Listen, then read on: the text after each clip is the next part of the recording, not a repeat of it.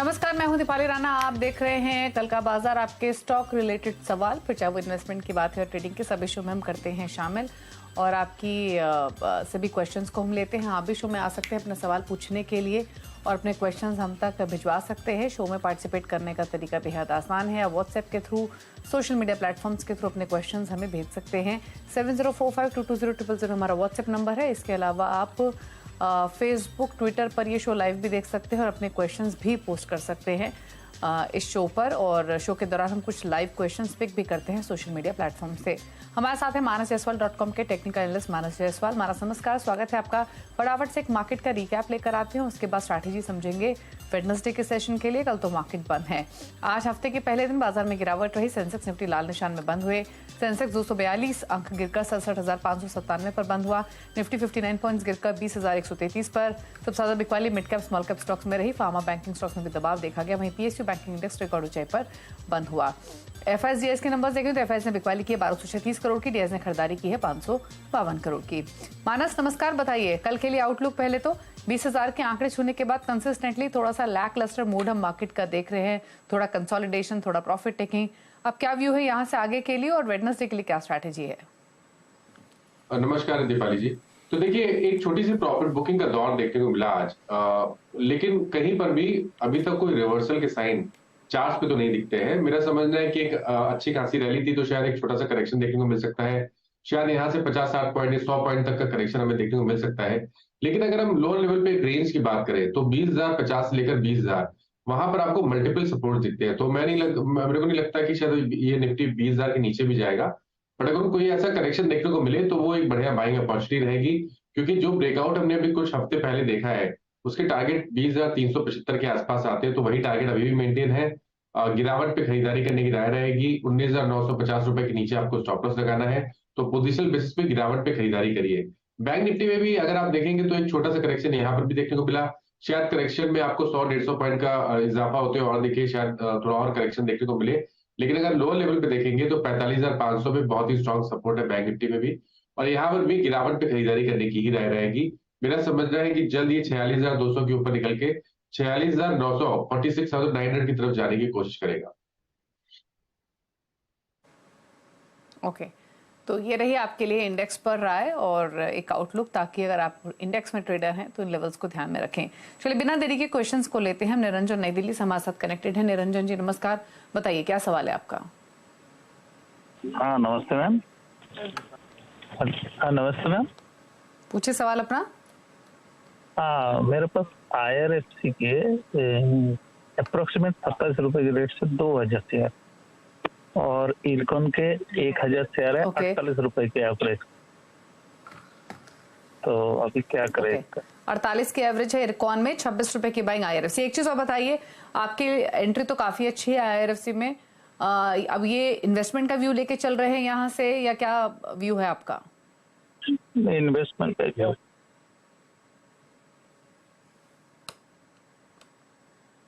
Okay, investment का view है। IRFC 26 रुपए की बैंक, काफी अच्छे प्रॉफिट्स में है मानस। 200% का फायदा हो रहा है इनको। और इरकॉन में इनकी 48 रुपए के आसपास की बाइंग है। क्या सजेशन? देखिए, पहले IRFC की बात करें तो 30 रुपए वाला स्टॉक 90 रुपए तक चला गया था और बहुत ही कम समय में हमने ये रैली देखी है। तो शायद एक छोटा सा करेक्शन और देखने को मिले। ऑलरेडी स्टॉक करेक्ट हुआ है। अगर आप टॉप से देखेंगे तो 15 रुपए करेक्ट हुआ है। शायद करेक्शन थोड़ा सा और डीप हो, लेकिन जब तक 20 डे मूविंग एवरेज के ऊपर ट्रेड कर रहा है, मेरा समझना है कि अगर आपका निवेश है ये थोड़ा सा लंबे समय के लिए, 3 से 6 महीने के लिए, तो आप बिल्कुल बने रहिए। 20 डे मूविंग एवरेज अभी के लिए 68 रुपीज के आसपास है। उसके नीचे आपको स्टॉप लॉस लगाना है, बने रहना है। ऊपर की तरफ टारगेट देना थोड़ा सा मुश्किल है, क्योंकि टेक्निकली जितने टारगेट्स थे ब्रेकआउट्स के वो ऑलरेडी आ चुके हैं। बट क्योंकि ट्रेंड में कोई रिवर्सल के साइन नहीं देखने को मिले, इसलिए मेरी राय में बने रहिए। 68 रुपीज का स्टॉप लॉस लगाइए। और बिल्कुल एग्जैक्टली वही एडवाइस इरकॉन में भी रहेगी। इरकॉन में 20 डे मूविंग एवरेज 130 रुपए के आसपास है, तो उसके नीचे स्टॉप लॉस लगा के बने रहिए। यहाँ पर भी अभी तक कोई बड़ा रिवर्सल का साइन देखने को नहीं मिला है, केवल एक छोटी सी प्रॉफिट बुकिंग के साइन देखने को मिल रहे हैं। ओके, बात करते हैं अजय से, इंदौर से हमारे साथ कनेक्टेड हैं। अजय, गुड इवनिंग, बताइए अपना सवाल। नमस्कार सर। हेलो जी, बताइए क्या सवाल है आपका? स्टेट बैंक ऑफ इंडिया के शेयर खरीदे हुए 593 के एवरेज में। वो अभी उसको क्या करना है, होल्ड करना है कि बेच दें, बस यही है। व्यू क्या है आपका? शॉर्ट टर्म के लिए लिया, इन्वेस्टमेंट के लिए खरीदा? नहीं, लॉन्ग टर्म के लिए ले रखा है वैसे तो, लेकिन पहले 600 का था एवरेज, 593 आ गई तो काफी टाइम हो गया लिए को, 6 महीने से ज्यादा हो गए।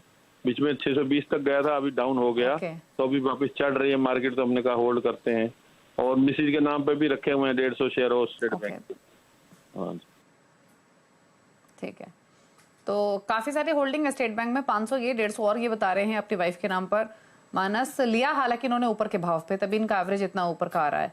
अब क्या सजेशन इनके लिए, नियर टर्म या फिर लॉन्ग टर्म, दोनों विजन के हिसाब से?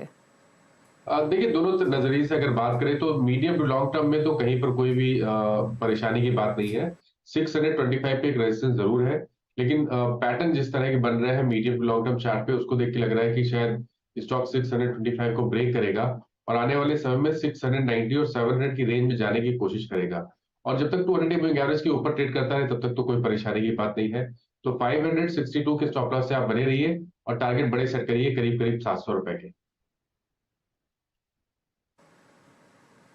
ओके, बात करते हैं हम चंदन यादव से, बैंगलोर से हमारे साथ कनेक्टेड हैं। चंदन जी नमस्कार, बताइए क्या सवाल है आपका? जी मैम, मेरा वो अपोलो टायर का शेयर है, 300 शेयर 355 के भाव पे मैंने खरीदा था और मेरा लॉन्ग टर्म का व्यू है, ऑलमोस्ट 1 साल से 2 साल में होल्ड कर सकता हूँ। तो अभी ऑलरेडी 1 मंथ से या 2 मंथ से कंटिन्यू गिरावट ही आ रहा है, तो क्या करना चाहिए, निकल जाए या होल्ड करूँ? 355 की बाइंग, 373 पर कर रहा है ट्रेड, लॉन्ग टर्म का व्यू है। मानस थोड़ा सा फायदा तो है, क्या करें अब? देखिए, 440 से स्टॉक करेक्ट हो रहा है, अब 370 के आसपास आने की कोशिश कर रहा है, तो 70 रुपए के आसपास का करेक्शन हमने देख लिया है। सेटअप की बात करें तो सेटअप नेगेटिव लगता है, क्योंकि लोअर टॉप लोअर बॉटम बन रहे हैं। 20 day 50 day 100 day moving average के नीचे ट्रेड कर रहा है स्टॉक ने, अब अपना 20 वीक मूविंग एवरेज भी ब्रीच किया है, उसके नीचे ट्रेड कर रहा है। लेकिन एक होप है 355 की रेंज में, जहां पर 200 डे मूविंग एवरेज आता है। और मेरा समझना है कि जैसे इन्होंने बताया कि अभी 1 से 2 साल होल्ड कर सकते हैं, तो एक बार चांस लेना चाहिए। 355 के स्टॉप लॉस से आप बने रहिए, अगर वहां पर सपोर्ट लिया तब आपको एक नया मूव जरूर देखने को मिलेगा, जिसमें शायद 440 के लेवल्स वापस देखने को मिल सकते हैं। इसलिए बने रहिए, 355 का स्टॉप लॉस लगाइए। ठीक है, बात करते हैं अब अंकित से, लखनऊ से हमारे साथ मौजूद है। अंकित नमस्कार, पूछिए सवाल। जी नमस्कार मैम, मेरा जो है डीवी रियल्टी का शेयर है 125 रुपए के भाव पे, 38 शेयर है, और इंडिया बुल्स हाउसिंग 130 शेयर है 190 के भाव पे, और यस बैंक है मेरे पास जो है 2860 शेयर है 21 रुपए 70 पैसे के भाव पे, जो कि काफी पहले से मेरा होल्डिंग है और मैंने एवरेज करके इस रेट पे लाया हूँ। ठीक है, और अभी होराइजन क्या है आपका? लॉन्ग टर्म व्यू है। ओके, लॉन्ग टर्म का व्यू है, क्या सजेशन मानस? दोनों स्टॉक्स में, dB realty 126, IB housing finance 190। देखिए, डीबी रियल्टी में एक बड़ा सा राउंडिंग बॉटम बना है और पैटर्न पॉजिटिव लगता है। डेली चार्ट पे फ्लैग पैटर्न का ब्रेकआउट है, वीकली चार्ट पे ऑलरेडी हमने ब्रेकआउट देख लिया है, जिसके टारगेट 250 रुपए के आसपास के आते हैं। लेकिन ये टारगेट में आपको शायद वोलेटिलिटी देखने को मिल सकती है, तो थोड़ा सा डीप स्टॉप लॉस लगाना है पोजीशन के हिसाब से। 125 रुपए के नीचे आपको स्टॉप लॉस लगाना है, लेकिन टारगेट आपको 250 रुपए के आसपास के सेट करने हैं। तो स्ट्रक्चर पॉजिटिव है, इसलिए बने रहने की सलाह रहेगी। इंडिया बुल हाउसिंग फाइनेंस में भी बने रही है। देखिए, काफी समय के बाद स्टॉक अपने 100 वीक मूविंग एवरेज के ऊपर निकला है, वीकली चार्ट पे ट्रेंड बेहतरीन है, हाई टॉप हायर बॉटम बन रहे हैं, और मेरा समझना है कि ये रैली कम से कम 250 रुपए तक जा सकती है, इसलिए बने रहिए। 154 का स्टॉप लॉस लगाइए। ओके, ठीक है, तो होल्ड करने की सलाह है और आपको स्टॉप लॉस भी रेकमेंड किए गए हैं। बात करते हैं हम दिनेश कुमार झा से, दिल्ली से हमारे साथ कनेक्टेड हैं। दिनेश जी बताइए क्या सवाल है आपका? नमस्कार मैम। हेलो, बताइए क्या, कौन सा स्टॉक लिया हुआ है आपने? हाँ जी मैम, मेरे पास बीएससी के शेयर है 1600 पे मैंने लिया था, बाद में मैंने बुकिंग कर लिया है। तो क्या इसमें लॉन्ग टर्म व्यू है अभी री इंटर करने का? और एक शेयर और मैम इन्फीबीम, ये मेरे पास 15 का है, क्या इसमें लॉन्ग टर्म हम और ऐड कर सकते हैं? इन्फीबीम लेना चाहते हैं लॉन्ग टर्म के लिए, और बीएससी ऑलरेडी लिया हुआ है 1309 के भाव पे। इन्फीबीम ऑलरेडी है या नई इन्वेस्टमेंट करना चाहते हैं? पुरानी भी है और ऐड भी करना चाहता हूँ और मैं ना इसमें। और लिया हुआ किस भाव पे आपने? 600 के भाव पे बीएससी लिया था। किस भाव पे बताया आपने? 600 के भाव में मैडम, 600। और कितनी होल्डिंग है? 1000 शेयर की। 1000 शेयर्स हैं आपके पास, और अभी भी आप होल्ड कर रहे हैं 600 की बाइंग? बीएससी की होल्ड कर रहा हूँ मैडम, और इन्फीबीम का जो है सो 15 रुपए पे होल्ड कर रहा हूँ, 5000 शेयर। ओके, थैंकफुली आपकी 13 रुपए की बाइंग है इन्फीबीम में, और बीएससी आपने बताया 1309। चलिए मानस, इन्फीबीम और ऐड करने का सोच रहे हैं? 17 रुपए पर आ चुका है, शायद इसलिए इनके भाव से थोड़ा ऊपर है।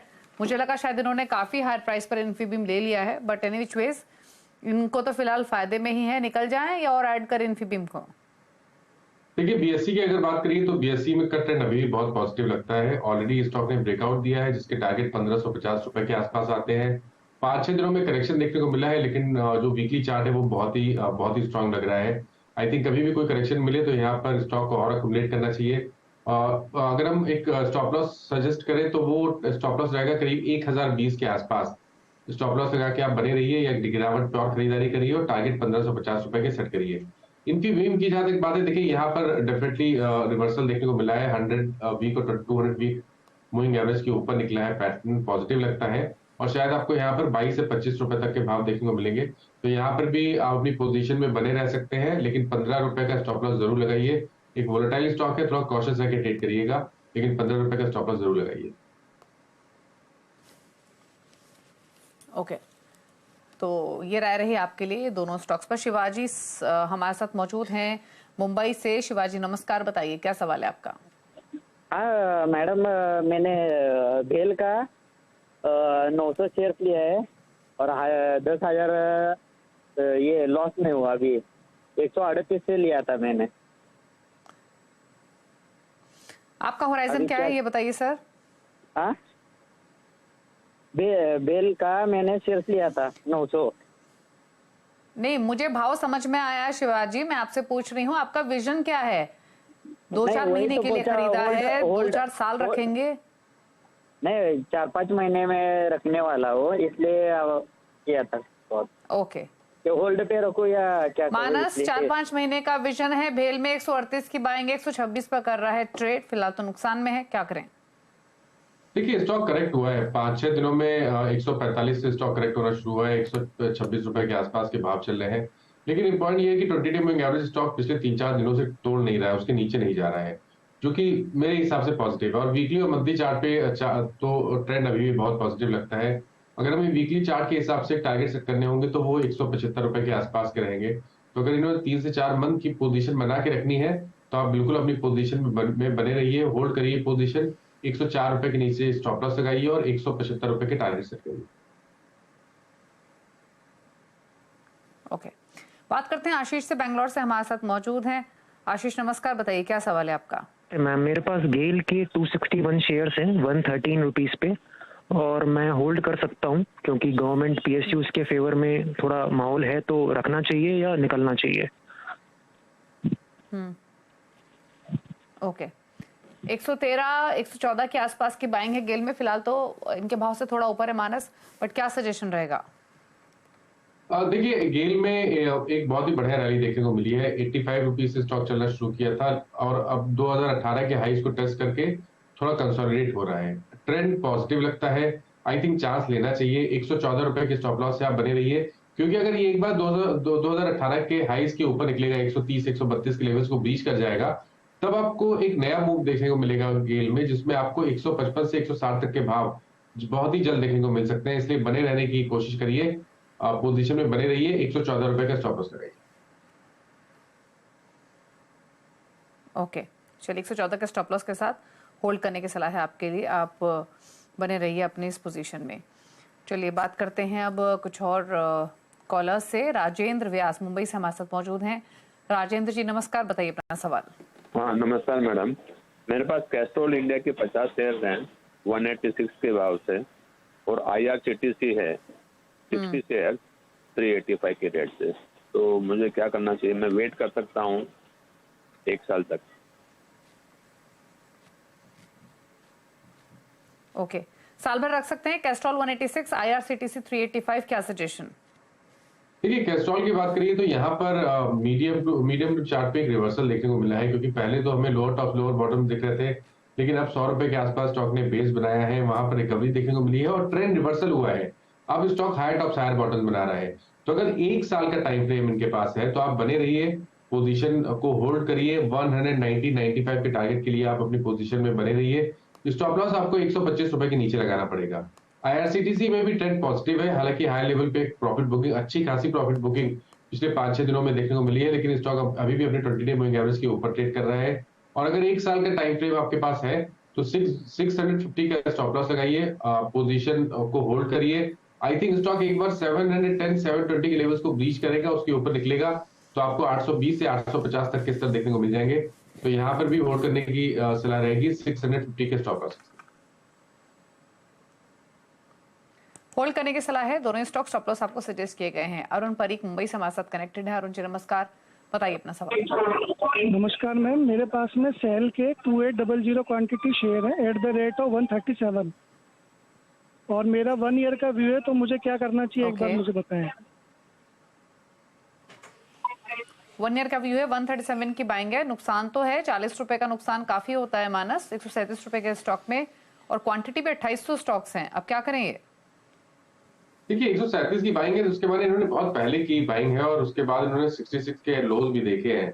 अगर हम सेल के पैटर्न की बात करें, जितने मेटल क्षेत्र के स्टॉक है वहां पर जो medium to long term chart है वो काफी बेहतरीन लगने लगे हैं अब, और सेल में भी रिवर्सल के साइन देखने को मिले हैं।